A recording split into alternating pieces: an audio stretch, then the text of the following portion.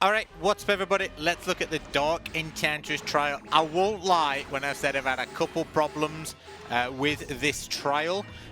Just some of the mechanics in it just really throw me off.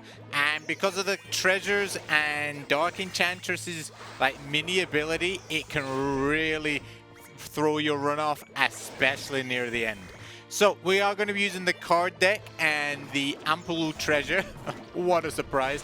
But this time, instead of the jumping boots or something like that, we're actually going to use the new crystal ball treasure. I don't really remember what the official name is, but crystal ball's close enough.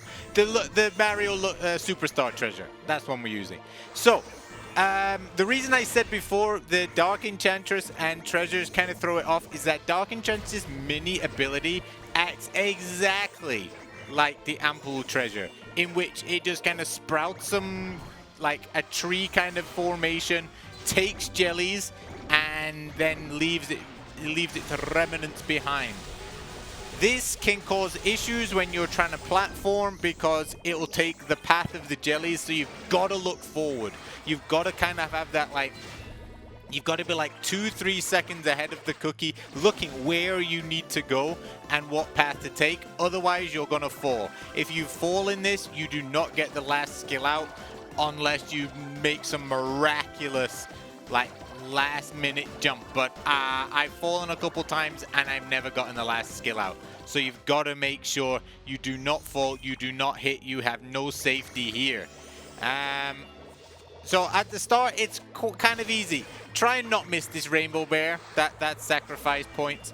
But it's not too many points lost because we get another one quite soon after. But if you're going for top scores, you're pushing for that ooh, I want to be top 100 by the time it finishes, then yeah, you're going to want to be rerunning, making sure you're getting that. This setup though might change again. It might have already changed actually now by when I'm doing this video, but this is what I'm using and this is what I was happy with. If it turns out there is a killer new combo that's getting me a load more millions of points, I'll do another one. But for now, this is the one we're doing. So card treasure is super easy. You don't have to do anything. The little superstar treasure, we don't have to do anything. The treasures we don't really have to do anything with. It's more just being cautious about where they activate. Well, especially the tree. Just so we can not avoid making any mistakes, which is going to lead to the downfall of the run. Look at this. This is probably when you've got to start looking ahead a little bit. So we're already 230 million in, and this is when we've got to start worrying. So yeah.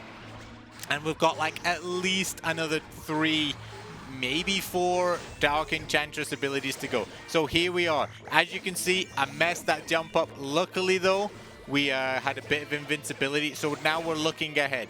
We've got to make sure we're hitting those platforms. Those cheeky trees will just steal some stuff away from you. There, it does make its own little platform, so you could jump down onto it, but still, it can be a little bit dodgy.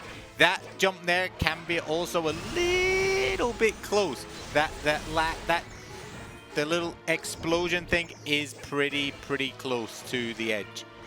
So as are a lot of these jumps, they are a little bit close. They are a little bit close. So right here again, we're losing jellies. We've got to make sure that we're looking ahead. See, this is just, I learned this just from constantly doing it over and over. There was no trick. I would say, some of it is luck, but it's also just looking ahead, making sure you're grabbing them jellies. So here we are. That was the last big ability. We'll not get another big ability out now. We're just going to be collecting stuff. 350 million. That could have been a match in 3 cards. I'll never know. But yeah, there it is. 350 million. Until next time, bye-bye.